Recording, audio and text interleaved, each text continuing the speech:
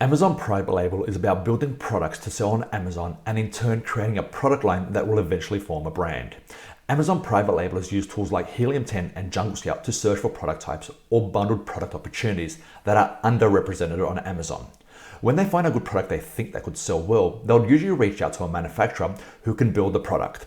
The manufacturer would be typically found on sites like Alibaba. The seller would generally have to purchase large quantities and calculate all the costs in order for the project to lead to a profit.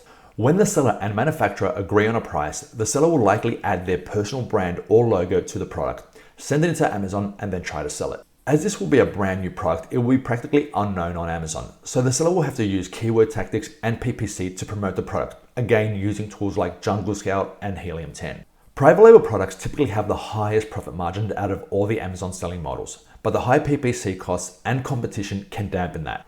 Additionally, Amazon private label as a model typically has the highest barrier to entry due to shipping costs and high MOQs required by the manufacturers.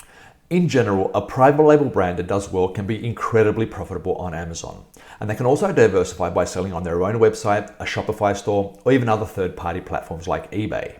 After a few years of having a brand do very well on Amazon, there are many sellers who decide to sell their entire brand to private equity firms or even larger brands, usually for millions of dollars. They can then go on to build another brand and repeat the cycle. I hope this video gave you a better understanding on Amazon private label.